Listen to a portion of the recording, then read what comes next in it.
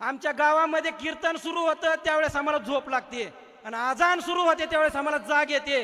ही एकात्मता या भारताची आहे, ही एकात्मता या महाराष्ट्राची आहे, ही एकात्मता या इथल्या संतांची आहे।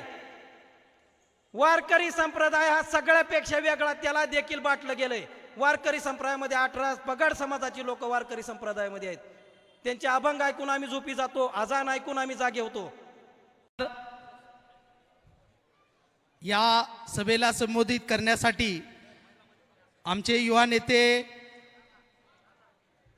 चळवळीतील सहकारी मित्र नासिर शेख या ठिकाणी आपलं मनोगत व्यक्त करतील।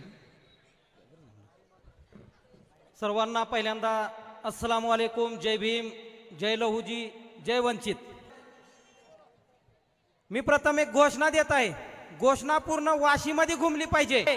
वंचित बहुजन आघाडीचा विजय असो, वंचित बहुजन आघाडीचा विजय असो। श्रद्धेय बाळासाहेब आंबेडकर तुम आगे बढ़ो, हम तुम्हारे साथ हैं, श्रद्धेय बाळासाहेब आंबेडकर तुम आगे बढ़ो, हम तुम्हारे साथ हैं, प्रवीण दादा तुम आगे बढ़ो, हम तुम्हारे साथ हैं, प्रवीण दादा तुम आगे बढ़ो, हम तुम्हारे साथ हैं। आज आपण आपल्या युवा धडकन ज्याला म्हटलं जातं, वंचितची जी युवक चळवळ आहे, बाबासाहेबांचं रक्त, अशा सुजातदादांच्या मनोगत ऐकण्यासाठी आपण सर्वजण इथं खूप वेळ झाला जमा झालेलो आहोत, थांबलेलो आहोत। ही एक अभिमानाची गोष्ट आहे। मतदान जवळ आलेलं आहे, इलेक्शन जवळ आलेलं आहे, आता निवडणुका जवळ आलेल्या आहेत। आपल्याला आज आपण जागे झालेलो आहोत किंवा आपल्याला समजलेलं आहे की सध्याची चळवळीला किंवा आपल्याला गरज कुण्या गोष्टीची आहे। आपण जागे झालेलो आहोत म्हणून इथं हजर आहोत। जे जागे झालेले नाहीत ते पागल कोरोनाच्या टाइमात पत्रेच वाजवीत राहिलेले आहेत। आपण पत्रे वाजविले का नाही, ताट वाजविले का नाही? त्या कोरोनाच्या काळात ज्याप्रमाणे आपण ताट वाजविले, आपल्याला सर्वांना विनंती आहे की सुजात दादा अवघ्या 10-15 मिनिटांमध्ये आपण तुम्ही तिकडे जाऊ नका, समोर येणार आहेत आपल्या, कुणीही तिकडे जाऊ नये, गर्दी करू नये, त्यांना येताना अडचण होईल असं कृपया कुणीही करू नये। सर्वांनी समोर या, भरपूर जागा आहे। सर्वांना विनंती आहे, अवघ्या आले, जवळ आले, सगळ्यांच्या समोर ते येणार आहेत। सर्वांना विनंती आहे की आपण अलीकडे या। अशफाक बेग कॅमेरावाले यांनी जाऊ नये, परत आपल्या ठिकाणावर यावं। अशफाक बेग कॅमेरावाले यांनी परत यावा, इथं परत यावा। जंगल म्हणजे भीमनगर, इतर समाजाचे लोक आहेत, मी मुस्लिम समाजातून येतो, मी त्याच्यावरती पण बोलणार। पण जंगल म्हणजे भीमनगर, आणि जंगलामध्ये ज्यावेळेस वाघ येतो ना, तेव्हा कुण्या लांडग्याची येण्याची हिंमत होत नाही। मग आज भीमनगर मध्ये लांडगे कसे येतात, कसे येतात त्या लांडगे? ज्या बाबासाहेबांनी तुम्हाला भीमनगर हे नाव नव्हतं, बाबासाहेब नसते तर त्याचं भीमनगर झालं नसतं, गावाच्या बाहेर चावडी टाकून बसावं लागलं असतं। त्या भीमनगर मध्ये लांडगा येता कामा नाही। आला कोण पाहिजे जो बाबासाहेबांबद्दल प्रेम व्यक्त करतो, आम्हाला जो हिनवत नाही तो तिथं आला पाहिजे। म्हणजे जाण ठेवायची आहे, आपण बाबासाहेबांच्या रक्ताची जाण ठेवायची आहे। आम्हाला, मी माझे इथं मुस्लिम बांधव असतील, मी मुस्लिम बांधवांना माझी एक सांगणं आहे की आता येणाऱ्या 20 तारखेला आपण आपल्या महिलांना, आपल्या मुलींना शाळेत गेल्यानंतर ज्या प्रकारे बुरख्यावरून बोललं गेलं, हिजाबवरून बोललं गेलं, आता ती विसरणार का तुम्ही? जसं मी आधी सांगितलं, कोरोना आला, तुम्हाला सांगितलं टॉर्च जाळा, आपण टॉर्च जाळली, कोरोनाचे जीवाणू मरतात म्हणून सांगितलं होतं त्यावेळेस। म्हणले ताट वाजवा, बाप्पा ताट वाजविली आपण, किती कोरोनाची जीवाणू मेली। मग आता माझ्या मुस्लिम बांधवांनी सांगायचं की ते त्या हिजाब बंदीवरून शाळेत जाण्यापासून आमच्या मुलींना रोखलं गेलं, आता काय उत्तर देणार तुम्ही? छोटासा इतभर जो की मुस्लिमांच्या नाडी पस्तोरी न येणारा माणूस सांगतो की मी मस्जिद मध्ये घुसेन, त्याची हिंमत आहे का? मस्जिदचं दार किती मोठं, तू आलेला मुंगी सारखा पण दिसणार नाही। तो काय सांगतो, मी मस्जिद मध्ये घुसेन आणि मुस्लिमांना मारू। पागल झालंय का ते? शाहीनबाग सारखं आंदोलन केलं दिल्लीमध्ये, कित्येक दिवस आंदोलन चालले, मुस्लिमांच्या महिला तिथं बसलेल्या होत्या, त्यांच्यावरती आरोप झाले, लैंगिक छळाचा आरोप झाला। मुस्लिम समाजाला ही माहिती आहे, लैंगिक छळापर्यंत आरोप झाला। लाज वाटली पाहिजे मुस्लिम समाजाला। तरी लाज वाटली नाही मुस्लिम समाजाला. लोकसभेला ह्या विचार केलेला नाही मुस्लिम समाजाने. मग हे आंदोलन करत असताना आपली मागणी कोणती मान्य झाली? आपली कोणती मागणी पूर्ण झाली? वक्फ बोर्ड बिलाबद्दल आले, म्हणले माईक घेऊन फिरले आमचे उलेमा, सांगितलं की ह्याची मुखालिफत करा, ही नको आहे आपल्याला. मुस्लिम समाजाला त्यांनी स्पष्ट सांगितलं की ही गोष्ट नको आहे. मुस्लिम समाजाने एक मत होऊन मेसेज केले, ईमेल केले आणि सांगितलं की आम्हाला वक्फ बोर्ड नको आहे. मग आता ह्या वेळेस सांगायचं आहे की जो जातीवाद पेरणार ती सरकार आम्हाला नको आहे. जो जातीवाद पेरणार ते सरकार आम्हाला नको आहे. पण जे मुस्लिम समाजाचे 16 आमदार उभे करतो तो श्रद्धेय बाळासाहेब आंबेडकरांचं सरकार आम्हाला महाराष्ट्रामध्ये पाहिजे. मुस्लिम समाजाला थोडंसं बहकावून टाकलं, भडकावून टाकलं, विचार त्यांना करूच दिलेला नाही. आम्हाला एकच भीती दाखवून ठेवली की फक्त काय करायचं मुसलमानाला. ते आता मुसलमानाची परिस्थिती कशी झाली तुम्हाला सांगतो. वाघ नको म्हणून सिंहाच्या जबड्याकडे डोपर द्यायचं. वाघ नको, बीजेपी म्हणजे वाघ नको म्हणून सिंहाच्या जबड्यात जायचं. म्हणजे आता महायुतीकडे जायचं. अरे कुठं बी गेला तर मरणारच आहोत ना.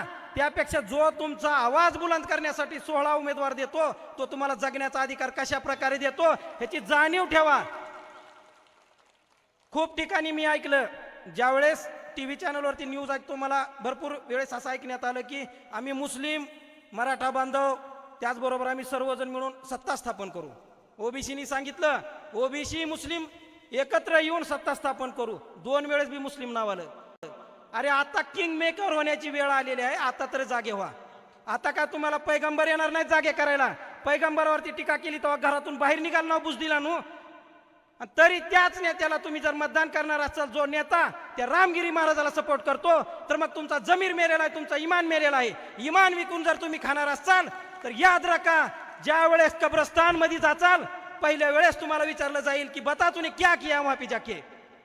जब आपने पैगंबर के ऊपर किसी ने इल्जाम लगाया, किसी ने अपने पैगंबर के ऊपर बात की, तब तू बुज़दिल बन के क्यों बैठा? तो क्या जवाब देगा तू?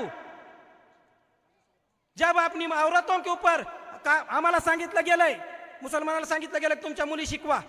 आमच्यात मुली बाहेर निघत नाहीत, सगळ्यांना माहित आहे. महिलांना बाहेर निघू देत नव्हतं. पण आता ट्रेंड सुरू झाला की मुलींना शिकवा. चांगलं आहे, पण कसं शिकवायचं की तिला हिजाब काढून तिला कॉलेजमधून बाहेर काढलं जातंय, बुरका घातला म्हणून कॉलेजच्या बाहेर उभा केला जातंय. आणि जो तुमच्या पाठीशी औरंगाबाद मधला ज्यावेळेस एक किस्सा झाला, ज्या मजारीवरती कुणीतरी जाऊन चादर चढविली आणि मुस्लिमांना टार्गेट केलं गेलं, त्यावेळेस एकच वाघ हा विषय शांत करण्यासाठी औरंगाबादला गेला, तो म्हणजे श्रद्धेय बाळासाहेब आंबेडकर. पुन्हा मायकालाल मध्ये हिंमत झाली नाही, नंतर कुण्याच मायकालाल मध्ये हिंमत झाली नाही नंतर की औरंगजेबाचा फोटो दाखवायचा नाही, टिपू सुलतानचा फोटो दाखवायचा नाही. काय तुम्हाला टिपू सुलतानचा इतिहास माहिती आहे? टिपू सुलतानला गद्दार झाला मुसलमानच, त्याच्यामुळे टिपू सुलतानला हरवू शकले. नाहीतर इंग्रजाची हिंमत नव्हती टिपू सुलतानच्या किल्ल्याच्या दरवाजापर्यंत जाण्याची. तिथं मुसलमान गद्दार झाला. मग आता बाबासाहेबांना गद्दार तुम्ही व्हायचं का? आता बाबासाहेबांना गद्दार व्हायचं का? मग ह्या वेळेस फक्त बाळासाहेबांना, आणि बाळासाहेबांनी राजगृहातून जो उमेदवार दिलाय, बाळासाहेबांचा शब्द आपल्यासाठी शेवट. बाबासाहेबांनी आपल्याला जगण्यासाठी शिकविलं.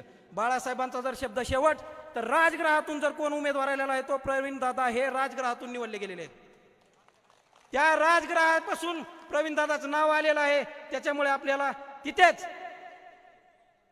आपल्याला आपले प्रश्न, आपल्या समस्या समोर जर द्यायच्या असतील, आपल्या प्रश्न जर सोडवायचे असतील, तर विधानसभेमध्ये प्रवीण दादाला पाठवून त्या गद्दारीला आम्ही गद्दारी करणार नाहोत हे दाखवून द्यायचं आणि गद्दारांना जोडा दाखवून द्यायचा आहे.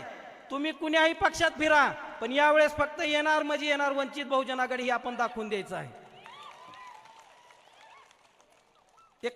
अजून एक विषय बोलतो दादा, की आपण देशभक्ती शिकविली गेली पाठीमागे काही दिवसापूर्वी, 1-2 महिने, मी वेळ घेणार नाही, 1-2 महिन्यापूर्वी देशभक्ती जा पाकिस्तानमध्ये, जा भारतामध्ये.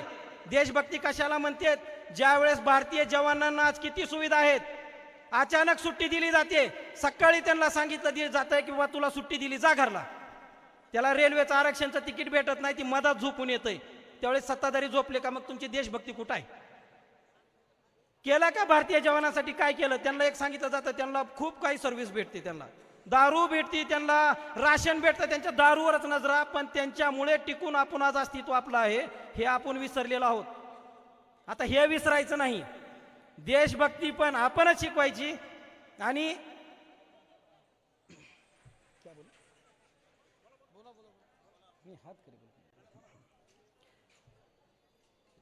देशभक्ती पण आपण शिकवायची. कारण ज्या बाबासाहेबांनी आपल्याला ह्या भारतामध्ये संविधानावरती देश चालला, संविधान नसतं तर आज इथं पाटीलकी चालली असती, संविधान नसतं तर आज इथं राजेशाही चालली असती, संविधान नसतं तर मुसलमानांना आज तेच काम करावं लागलं असतं. हातगाडा घ्या, केळं विका, भंगार विका, हेच काम करावं लागलं असतं. म्हणून मी आज माझ्या मुस्लिम भावांना सांगू इच्छितो, तुमचा भाऊच आहे मी. कोल्हापूरमध्ये आपली मस्जिदमध्ये हल्ला करून कुराण जाळली गेली, कोल्हापूरमध्ये कुराण जाळली गेली, त्याचा व्हिडिओ आला समोर. परंतु आपण बुजदिलासारखे शांत बसलोत. म्हणून बाळासाहेबांनी आपल्या सोबत, बाळासाहेबांनी अगोदर सांगितलं की काम कुणाचं आहे. यावेळेस जर तुम्हाला भीती वाटत असेल तर एक वेळेस औरंगाबाद सारखा परत किस्सा करून बघा आणि यावेळेस बाळासाहेबांना साथ द्या, यावेळेस प्रवीण दादांना साथ द्या. तुमच्या केसाला जरी धक्का लागला तर या वाशीमध्ये मी आज सांगतो की प्रवीण दादा अर्ध्या रात्री तुमच्या सोबत उभे राहणार आहेत. आणि घरी गेल्यानंतर मतदान करताना माझ्या मुस्लिम भावांना माझी एक विनंती आहे की सकाळी मतदानाच्या अगोदर आपली नमाज होती. काल कुण्यातरी एका नेत्याने सांगितलं मी विरोधकांवर टीका करत नाही कारण त्यांची तेवढी लायकी पण नाही. कुणीतरी सांगितलं मी सत्तेत जर आलो तर पहिल्यांदा मस्जिदचे भोंगे बंद करेन. अबे, भोंगे बंद करायच्या आधी आमची संध्याकाळची झोप कीर्तना नाही होते.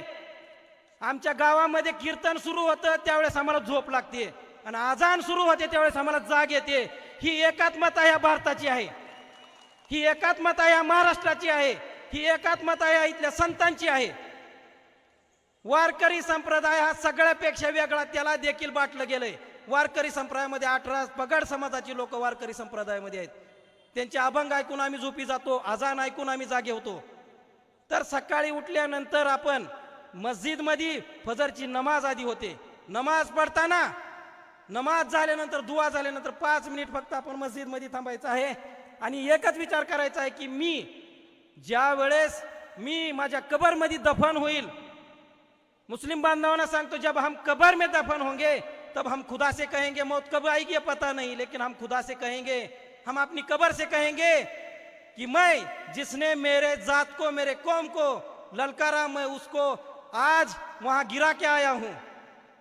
अगर इस 5 साल के अंदर अगर मौत आई तो हम उस कब्र से कहेंगे कि मैंने जिसने मेरे कौम के हक का आवाज उठाया उस प्रवीण दादा को मैं मतदान करके आया.